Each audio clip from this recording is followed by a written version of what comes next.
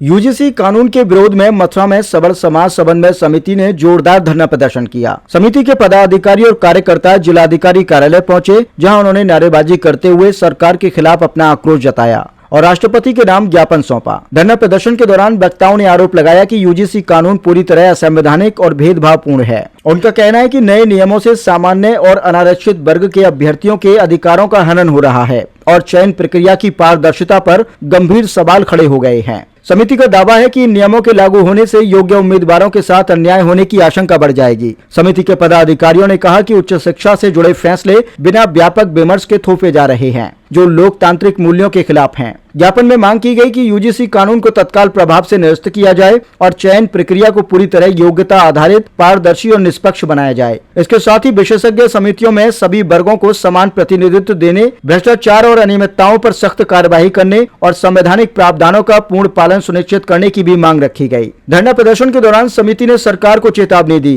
कि यदि उनकी मांगों पर जल्द निर्णय नहीं लिया गया तो आंदोलन को और तेज किया जाएगा। पदाधिकारियों ने घोषणा की कि 8 मार्च 2026 को दिल्ली के रामलीला मैदान में यूजीसी रोल बैक महाआंदोलन आयोजित किया जाएगा, जिसमें देश भर से बड़ी संख्या में लोग शामिल होंगे। प्रदर्शन शांतिपूर्ण रहा और ज्ञापन सौंपने के बाद कार्यकर्ता वापस लौट गए, लेकिन समिति ने साफ किया है कि मांगे पूरी होने तक आंदोलन जारी रहेगा। यूजीसी रेगुलेशन एक्ट 2026 जो कि असंवैधानिक है, इसके माध्यम से इन्होंने संविधान के आर्टिकल 14, 15 और 21 का सरासर उल्लंघन केंद्र की भाजपा सरकार द्वारा किया गया। हमने ये मांग की है कि ये यूजीसी है वो रोल बैक किया जाए और उसी हेतु से हमने दिल्ली में 8 मार्च को 12 बजे रामलीला मैदान में एक महाआंदोलन का आयोजन किया है। उस महाआंदोलन में आमंत्रित करने के लिए सामान्य वर्ग के लोगों को हमने जिले स्तर पे यात्रा का आयोजन किया है, आमंत्रण यात्रा का आयोजन किया है और प्रेस वार्ता का आयोजन किया है, ताकि इस जिले के प्रत्येक नागरिक तक ये 8 मार्च की जो हमारी घोषणा है वो पहुंच सके। तो मैं आपके माध्यम से समस्त प्रेस के जो संचालक उनसे आग्रह करूंगा कि आज की इस प्रेस वार्ता के जो भी हमारी जो सूचना है वो सूचना इस जिले के प्रत्येक नागरिक के घर तक पहुंचे, उसे जानकारी मिलेगी। 8 मार्च को महाआंदोलन में दिल्ली पहुंचना है और इस यूजीसी एक्ट के तहत सामान्य वर्ग के नागरिकों को अपराधित घोषित कर दिया गया है और उन पर हमारे जो छात्र छात्रा हैं उन पर अपराध इन्होंने घोषित कर दिया है। हमें इन छात्र छात्राओं का भविष्य सुरक्षित करना है, इसीलिए हमने महाआंदोलन किया है और आज हम मथुरा में हैं। आपसे आग्रह है कि ये सूचना इस जिले के प्रत्येक घर तक पहुंचाने की कृपा करें।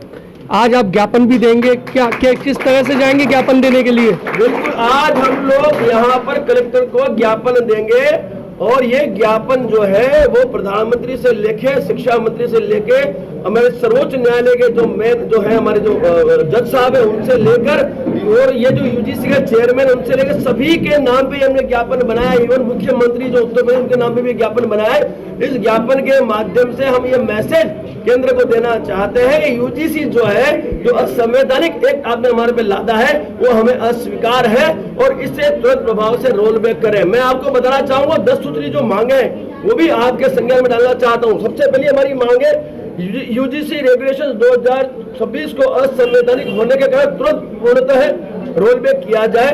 दूसरी मांग है सामान्य और अनारक्षित वर्ग को भी स्पष्ट संवैधानिक व विधिक संरक्षण दिया जाए। तीसरी मांग है गजट अधिसूचना की सभी परिभाषा स्पष्ट, वस्तुनिष्ठ व गैर मनमानी बनाई जाए। चौथी हमारी मांग है इक्विटी समितियों में संतुलित, निष्पक्ष व समावेशी प्रतिनिधित्व सुनिश्चित किया जाए। पांचवी हमारी मांग है झूठी व दुर्भाग्यपूर्ण शिकायतों पर कठोर दंडात्मक प्रावधान जोड़े जाए। छठी हमारी मांग है नई समीक्षा क्रियान्वयन समिति में हमारे संगठन समुदाय के प्रतिनिधि को भी शामिल किया जाए। साथ ही इसी मांग है ऐसे नियम बनाए जाए तो जो सामाजिक समरसता व राष्ट्रीय एकता को मजबूत करे, न कि विभाजन बढ़ाए।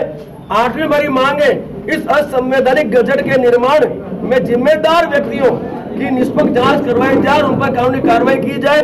और 9वीं मांग है एंटी रैगिंग एक्ट को पुनः लागू किया है। 10वीं हमारी मांग है विश्वविद्यालय प्रशासन की जवाबदेही तय कर दोषियों पर कार्रवाई शुरू की जाए। 10 सूत्री मांगों को लेकर कलेक्टर साहब को ज्ञापन दिया जाएगा और उसके पश्चात हम यहाँ से अगले जिले के लिए प्रस्थान करेंगे। यूजीसी को लेकर जिस तरीके से नए नियम थे उन पर फिलहाल सुप्रीम कोर्ट ने रोक लगा दी है, लेकिन सरकार ने अगर ये फैसला वापस नहीं लिया तो आपका अगला कदम क्या है? साहब, सुप्रीम कोर्ट ने रोक कब लगाई?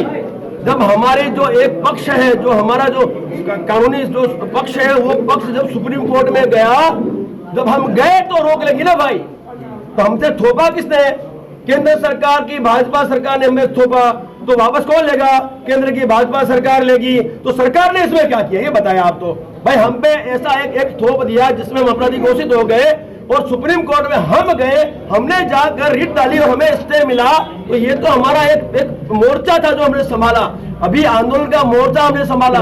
साथ ही हम लोग अभी जो सांसद है उनसे संपर्क कर रहे हैं, वो भी हमारा एक मोर्चा है। सोशल मीडिया के माध्यम से हम सामान्य वर्ग के नागरिकों को जागृत कर रहे हैं, वो भी हमारा मोर्चा है। और प्रिंट और डिजिटल मीडिया जो चौथा स्तंभ है इस देश का, वो मोर्चा भी हमने संभाला है। क्योंकि मैं तो फौजी हूँ साहब, मैं तो सभी मोर्चों में खेलूंगा और मुझे तो सफलता हासिल करनी है। तो भाई फौज में यही सिखाया है कि भाई हर एक मोर्चे पे खेलो और उसी को पकड़ो जिसने गलती किसने की?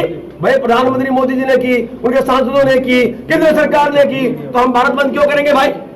हम भारतीय जनता ऑपरेशन क्यों करेंगे भाई? हम भारत की संविधान अनुसार क्यों करेंगे भाई? नहीं करेंगे। हम तो उन्हीं को पकड़ेंगे जिन्होंने ये जो एक गैर कानूनी, जिसको कहेंगे गैर संवैधानिक एक गैजेट हम पर थोपा। ठीक। तो ये बर्दाश्त हम नहीं करेंगे और न्याय लेकर ही मैदान छोड़ेंगे। ठीक है।